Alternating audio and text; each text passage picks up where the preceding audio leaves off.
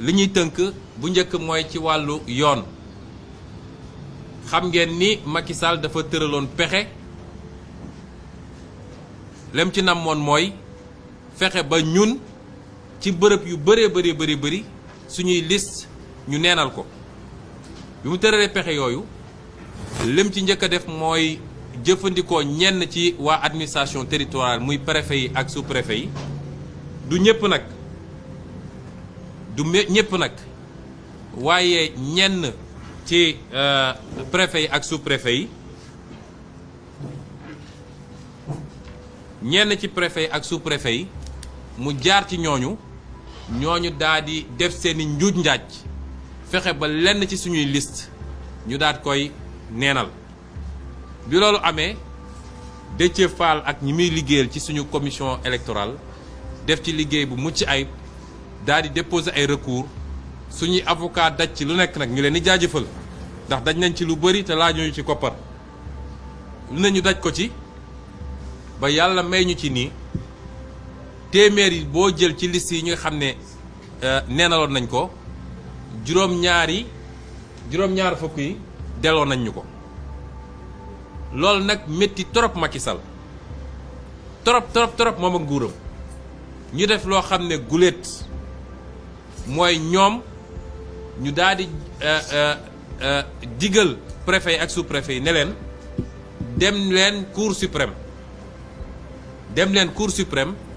li nga xam ne cour d'appel yi def nañ ko ba ne liste yi nañ ko delloo seeni borom ba ñooñu mun a jàmmaarloo comme ñëpp ci élection yi loolu na ngeen dem cour suprême pour cour suprême neenal ko ci jamono jooju la ñu toll ñuy wax nag ni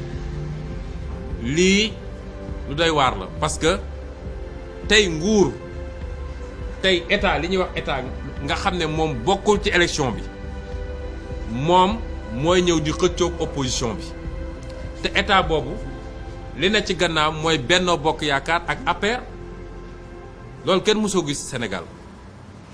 ñi wax nag ni Cour suprême la ñuy xaar ci moom mooy li tubaab naan irrecevabilité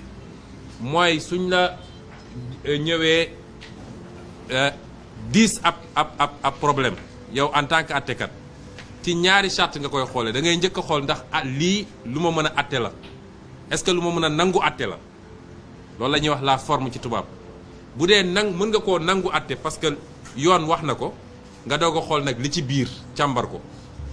ñun dañu jàpp ni warul weesu étape boobu parce que cour suprême warul mun a atte lii ndax ñi dem déposer ci cour suprême yelloowuñu pour def ko su dee Malick Gakou la ñu sàcc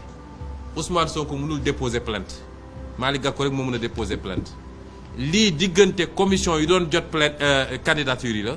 ak parti politique yi du diggante nguuru Sénégal ak parti politique yi loolu mooy benn ñaareel bi ñu ne dinañu wax tuuti ci li nga xam ne mooy solos élection yi loolu nag askan wi la ñuy waxal ndax li ñu bëgg a xamal askan wi mooy ñun ñiy toog fii yàlla mi ñu tiim xam na ni soxlawuñu dara ci politique dara bu doon loolu am nañ ko bu yàgg yomb nañu li gars yi di def ba ñu woo leen di leen jox ay milliards suñ ko defoon ñu jox ñu lu ëpp loolu kon loolu dugaluñu ci politique salaire politique sax soxlawuñu ko politique gii dañ ciy jaamu yàlla liy defar askan wi ndax bu baaxee suñu njaboot la baaxal bu baaxee Sénégal yëpp la baaxal amul ci waaso bi laa bokk amul ci xeet bi laa bokk amul ci diine gi laa bokk amul bu baaxee ñun ñëpp la baaxal loolu la ñu tax a jóg ci politique moo tax ñu ne bi ñu jógee ñun dañu ne dañoo jóg ngir yeewi askan wi parce que nag ku ñeme dëgg tuuti rek di nga nangu ni askan wi jaaxle na ba fu jaaxle yam foo laal mu métti waaye nag yàlla béy sa tool ñun li ñu mën rek la ñuy def waaye askan wi moo ñu war a jàppale askan wi moo war a gëstu boppam gëstuñu ñu nit ñu gën a am motivation ñu gën a am cawarte ci li ñu nekk ñun ñëpp ñu ànd yeewi réew mi loolu la ñuy ñaan askan wi moo tax ñu bëgg askan wi xam ni élection yi du élection gox goxaat ku leen ko wax daf leen nax élection yi du élection wu Ziguinchor wala Ndar wala Patte d'Oie wala Matam déedéet élection yi weesu na loolu boo gisee Macky Sall mu jaral ko lii lépp mooy bàyyiwul de xalaatul bàyyi ndax li mu def xam na ko ak li mu digleek ay nit fii ci biir réew mi waaye surtout waa bitim réew ci li nga xam ne suñu alalu réew la moom xam na loolu moo tax su bëggoon bàyyi sax ñooñu ñoo koy njëkk ne doo bàyyi loolu mooy dëgg ci su defee pexe bi mu dëgër mu wëlbati ku xool beneen pexe moo tax ñu bëgg nit ñi xam ni liy solos élection bi dëgg mooy suñu suufu réew mi nga xam ne ñu ngi koy jaay te liñ ci xam dinañ ko wax de buñ ko waxee ngeen xam ni mar d'Italie suñu suufu réew si nga xam ne jaay nañ ko ba sénégalais léegi mu doon gan ci réew mi sénégalais nekk na ko sax ba tey ba fi mu toll nii te bu jugoon tey war a dem ci réew ñu ko jaay ñu ne ko doo fi ñëw duñ la jox visa wala gaal goo dugg ñu du egsi gis ngeen li xew barki démb rek ñi dee ci géej gi ba pare ñëw suñu réew ñu tayle ko ñun ñu nangu ko liy solos élection bi mooy lii nga xam ne yàlla may nañu ko ci richesse ci koom-koom muy géej gi nga xam ne yàlla def na fi macha allah tabaarkalla lu ne ci jën ak lu demee noonu te tey suñu mool yi mënuñu am géej ndax jaay nañu géej gi lii nga xam ne yàlla jox nañu ko ci yeneen xeetu koom-koom muy pétrole beeg gaz bi ak zircon beeg yeneen ak yeneen te Macky Sall signé ci yu doy waar ba ñu jaay ko yooyu yëpp na ngeen xam ni am na rapport ak élection locale bi moo tax tey Saint-Louis nga xam ne fa la gaz bi am seen bakkan lañ ci teg Kédougou nga xam ne fa la or bi nekk ak zone boobu yëpp seen bakkan lañ ci teg Casamance nga xam ne fa la bois bi nekk fa la zircon nekk fa la leen seen bakkan lañ ci teg feneen ak feneen ci Sénégal Matam foo làmb ci Sénégal rek tey seen bakkan lañ ci teg kon ku foog ni da ngay dem wote pour ab maire kese ndax nga sa bopp de weesu na loolu point de départ la pour ñu récupérer suñu réew delloo ko waa réew mi wala ñu bàyyi Macky Sall ak ñi mu àndal continuer di def li ñuy def ku woteel benn maire Macky Sall xamal ni Macky Sall nga woteel ak ni mu yoree réew mi ak noo ko jege-jege ak nu mu nekk sa mbokk loolu dañu bëgg sénégalais xam ko ba tax nag ba ñu génnee ci élection 2019 bi waxoon nañu fii ci assemblée nationale yéen ñëpp xool ngeen vidéo bi ñu ne leen sénégalais yi dund gi dina métti de yéenewuñ ko kenn nag waaye ci jafe-jafe la ñuy dëkk premier jour mandat wu Macky Sall ba dernier jour mandat Macky Sall tey nag ñu wax leen ni tey la waalo di gën a aay nag waalo yi ñoom Khalifa Sall xam nga li sax ñu naan tey la waalo di gën a aay waaye tey la waalo di gën a aay wala tey la Casamance di gën a aay wala waalo yi li tax ma wax loolu mooy àdduna bi dafa bindoo noo xam ne ci crise mondiale la ñuy nekk boo xam ne day gën di métti pétrole bi nga xam ne mooy doxal lépp ci àdduna ma ngay yokk te day gën di yokku ñu ne li nga xam ne mooy tax ñu jëlee fii yóbbu fële te ñun réew la boo xam ne comme liggéey ñu suñu réew pour inverser cycle économique bi ba am suñuy industrie am suñu agriculture bu dox ba mun a am suñu autosuffisance li ëpp ci la ñuy jëfandikoo day jóge ci bitim réew ñu ne la prix fret maritime bi daanaka yokk na ci anam goo xam ne def naa mosuñu koo gis même ci jamono ay guerre mondiale ci loolu la ñu nekk moo tax lu doon jàll dërëm tey boo moytul téeméer lay jar nga boole ci nag crise sanitaire bi mooy feebar bi nga xam ne kenn amul solution ñàkku nañ def nañu lépp waaye dégg ngeen dégg ñu ne Omicron ñëw na àdduna bi jaaxleeti na loolu mooy situation bi ci jamono jooju ñun ñu war a xeex ci lu delloo réew mi ci waa réew mi te Yewwi Askan Wi incarné ko ñu bëgg a nax nit ñi ci élection locale bi ba xeetu politique gu salte googu ñu doon def tout le temps mooy amuñu xalaat amuñu programme amuñu gis-gis waaye gannaaw gu ñu sàccee xaalisu réew mi ñëw di ko joxaat waa réew mi di leen jox ay 5000 ak 10 000 xool leen li xew fan yi nee nañu barki démb nee nañu 46 milliards la ñuy séddalee sénégalais yi famille yi nga xam ne amuñu doole ñu ne 588 ménages famille lañ koy jox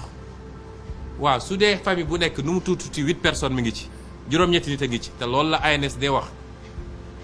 loolu day doon 977 000 francs 977 francs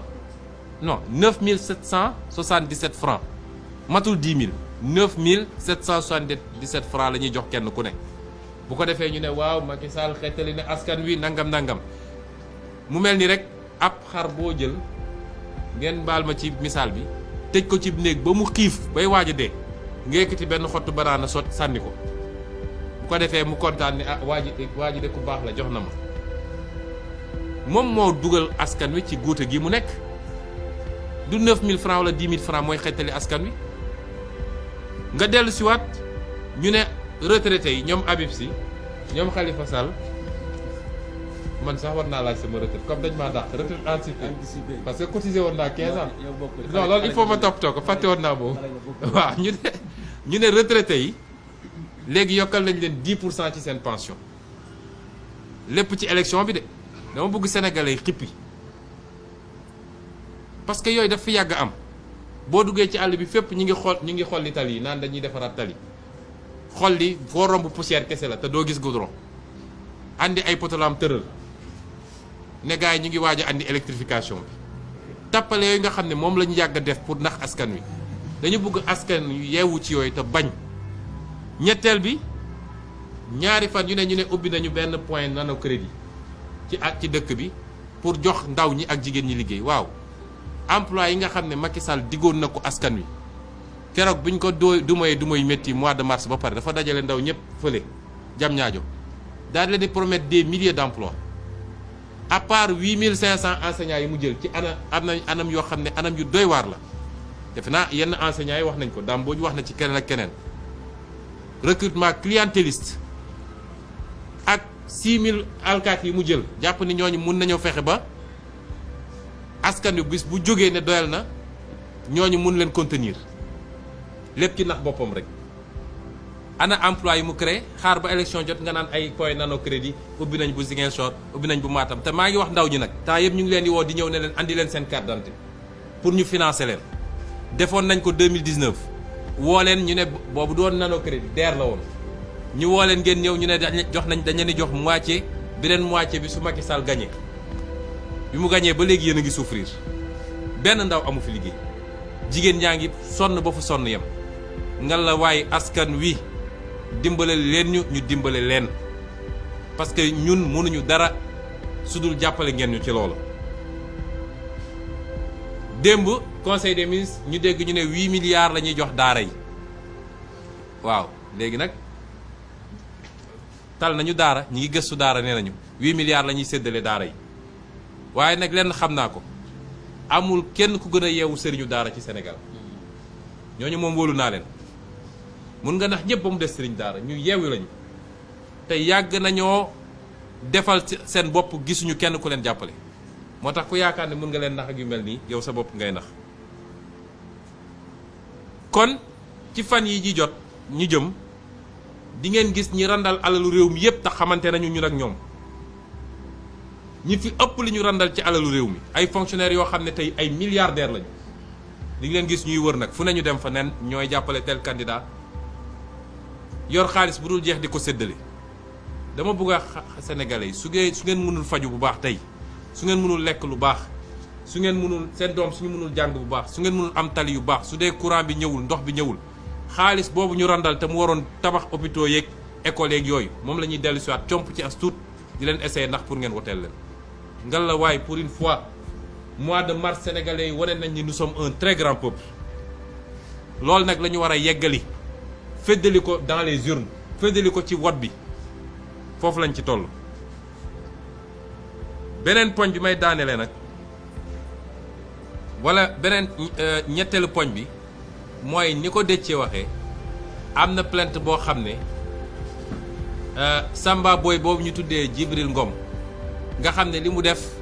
yoon da cee teg ay daan ba sànq bi ñu jokkoo ak avocat bi nee na suba la war a jot arrêt cour d'appel bi pour mën koo def citation directe pour que ci fan yu gaaw ñu woo ko fële ci tribunal Matam atte ko loolu mooy li ñu séq ak moom waaye ki nga xam ne nag mooy xalifam moo ko yónni loolu ba pare woo ko ci palais bi ci anam bu ñëpp gis ba ñëpp gis loo xam ne ñëpp njort nañ ni koppara ci ne loolu lu garaaw la ci réew mi kooku dafa xotti charte réew mi dafa xotti ormaw cër biñ ko jox ci réew mi muy président de la république ba pare dafa neenal li nga xam ne mooy suñu institution bi nga xam ne mooy présidence de la république moo tax ñu ne ñun Yewwi Askan mënuñu koo bàyyi noonu la ñuy def nag mooy dinañu lancer pétition ñu ñaan Sénégalais yëpp nañu signer pétition boobu li tax ñu koy lancer mooy pour que ñu saisir Assemblée nationale d'une demande de mise en accusation parce que xam ngeen ni président de la République dañ koo jox arme boo xam ne nee nañ ko yow bokkoo kenn parce que lañ la sas ni mu toll moo tax bokkoo kenn ba tax doo bokk ak nit ñi fooy jaar wala sooy bokk ak nit ñi fooy jaar dañuy arrêté ñëpp yow nga jàll doo bokk ak nit ñi ñoo tukkee ba dañ lay utal sax avion booy dugg yow dong leneen ak leneen ñu jox ko sa njaboot sax dañ leen di jox sécurité yow xamoo lu ceeb di jar xamoo lu diwlin di jar xamoo lu courant di jar lépp dañ la koy fayal waaye nag dafa am lu mu àndal mooy na nga ormal place bi loolu nag lañ ko ne boo defoon ab jombe sax mënuñu la àtte ci tribunaux yi comme ni ñuy àttee Malick Gakou wala Ousmane Sonko wala keneen dafa am yoon boo xam ne yoon bu spécial la bu ñu lay àttee mu li ñuy tuddee haute cour de justice ñaareel bi mooy mënuñu la àtte lu dul da ngaa def haute trahison dama ko waxee ci wolof mooy da ngaa wor gu rëy haute trahison nag yoon tekkiwul définir ko waxul lan la lu ne mun na cee dugg mais soo demee Tchad dañ la naan bu président violé serment mooy biñ koy fal dafa taxaw waat ne man waat naa ni charte réew mi muy constitution muy loi yi dinaa ko sàmmanteeg moom donc su dee sàmmantewul ak charte yooyu boo demee fu mel ni Tchad dañ ne loolu haute trahison la te loolu moo fi am kon ñu ne dinañ ñaan sénégalais ñu signé charte boobu gannaaw bu ñu ko signé nag pétition bi du moins bu ñu ko signé ba dajale ko dinañ ko def en ligne waaye dinañu am suñuy ndaw yuy wër yor ko dem fépp ci gare routière yi ci marché yi fu ne ñu signé ko bu ñu ko signé ba noppi dinañ saisir assemblée nationale ne leen Macky Sall dafa def haute trahison dañu bëgg ngeen def une procédure de mise en accusation fa may daanelee nag mooy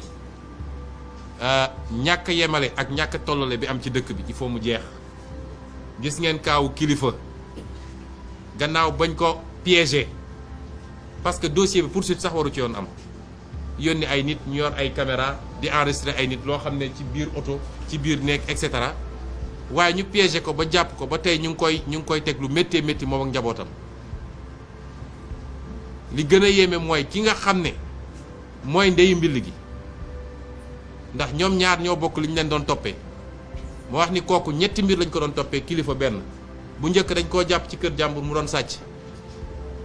ñu yóbbu ko tëj ko ñoom ñu jaar foofu dem ne ko boo ñu joxee lu ñu mun a jàppee Kilifeu ak Simon ak waa Y'en a marre ñu bala mu génne ay enregistrement yoo xam ne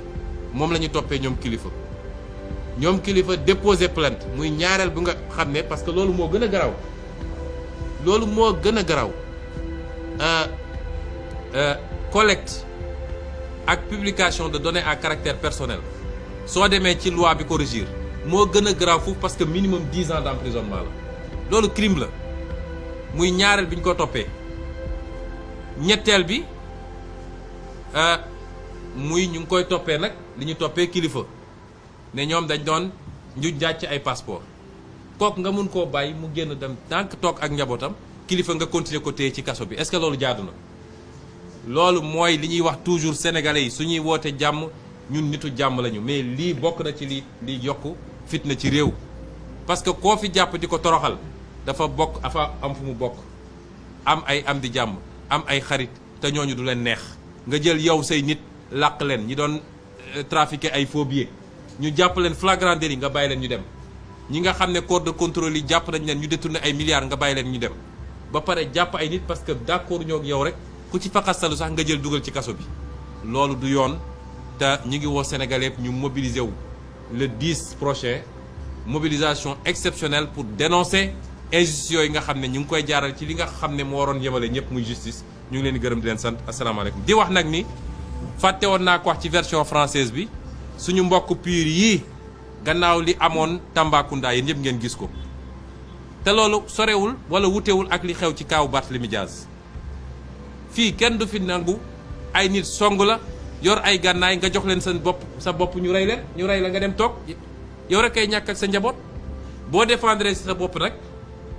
bu doon li gaañu wala li faatu si yow la jóge ñu suul dossier bi ñun assassiné nañ suñuy militant ba léegi kenn waxu ci waaye bu dee si ñeneen la jóge ñu jàpp la ne dañuy tëj tey ñu ngi jàpp nit militant pur tëj ko 15 ans bi mu ne day def appel ñu ne nañu corser dossier bi daal di demander perpétuité mooy menaces yooyu ñuy def ci nit ñi boo defee appel ñu corser dossier bi yooyu bokk na ci injustice yi am ci réew mi te il faut ñu dénoncer ko il faut ñu wax ko te Yewwi Askan Wi dootu ko nangu Yewwi Askan Wi dootul nangu leader de l'opposition war a nekk nag fu mu nekk ci dëkk bi di gëstu fu mu nekk ci dëkk bi di tiit loolu jeex na duñu ay délinquants duñu ay criminels comploté wuñu mais on est des citoyens et nous avons le droit de dire que nous nous opposons parce que constitution moo ñu ko may dootuñu nangu yenn yi ñu ngi leen di gërëm leen sant. waaw li ma wax ci RTS parce que dañoo wax léegi bu CNRA ma wax ko ci RTS sénégalais yi ñoo ko moom xam ngeen ñi fi nekk yëpp média privé ngeen waaye nu ngeen nekk média privé charte bi leen engagé bi leen jox yéen habilitation pour ngeen mën a exercer dafa ne nii ak nii ak nii ngeen war a defee bokk na ci da ngeen war a tolloole sénégalais yëpp informé juste et vrai moo tax ngeen nekk fii donte am na ñoo xam ne ci yéen ñi moom seeni organe de presse peut-être nguur gi la ñu gën a jege peut-être que opposition la ñu gën a jege waaye ñi ngi fii tey parce que information la waaye RTS anamu fi new fi te li RTS di am jóge ci ñun moo ëpp fuuf parce que am ngeen subvention peut-être mais lu tuuti la li ci des yéenay débrouiller mais RTS 100% de son budget ñun ñoo ko koy jox suñu impôt la ba pare mu lànk ne du couvrir activité opposition te mun a xëy suba ba guddi am Macky Sall andi Macky Sall loolu ngeen fa ne yoon la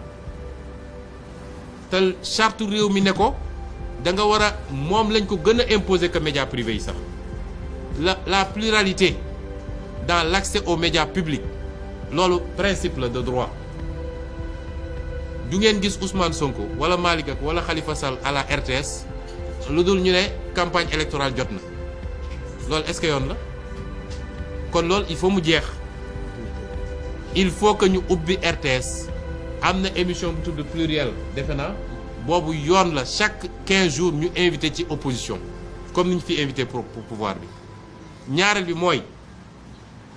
CNRA nga xam ne ñoom it dañoo féete ñëpp xam nañ ko balaa ñuy mën a dénoncer rek mu concerné opposition bi waaye CNRA nee nañu ñi nga xam ne journaliste lañu te engagé wu politiquement ba ñenn ñi sax nekk ci candidat amatuñu sañ-sañu dem taxaw ci seeni organe de presse wax ak sénégalais yi waaw RTS ki ko jiite moom lan la du candidat la pour nekk maire ba pare war a jiite RTS est-ce que kooku mun nañu tolloo la ñun ñëpp kon kooku dañ ko war a démissionner dañ ko war a teggi foofu mu nekk noonu teg fa quelqu'un de neutre comme niñ ko réclamé ci Sénat nga xam ne ñi fa nekk ñoo fa nekk 2012 ba léegi te mosuñoo organiser élection correctement retraité nañu d'abord en tant que fonctionnaire waaye seen mandat jeex na depuis mai 2011 ngeen foo ne ñooñu dinañu def lu naqari Macky Sall kon loolu mooy poñ bu mujj bi ñu bëggoon wax ñu ngi leen di gërëm leen sant di jéggalu nag ci guddal bi. asalaamaaleykum bon avant may jox kàddu gi président Khalifa Sall Khalifa ne veut pas vous parler. vous n'allez pas l'en vouloir. dañu am fii léegi benn xabaar seen collègue ñu koy wax Fatimata Touré nga xam ne dafa nekkoon fii di couvrir point de presse bi ñu wax ko ne borom këram dafa génn àdduna. ñu ngi koy jaal famille am di ko jaal groupe GFM di leen ko jaal yéen ñi nga xam ne yéen a bokk métier bi di ko jaal bureau yi fi nekk yëpp di ñaan yàlla ko yàlla yërëm xaaral ko aljanna ci barke yonent bi sallallahu alayhi wa sallam jërë ngeen def merci. waaw man waroon jooy léegi quoi. man dama dégg je crois que incident la am.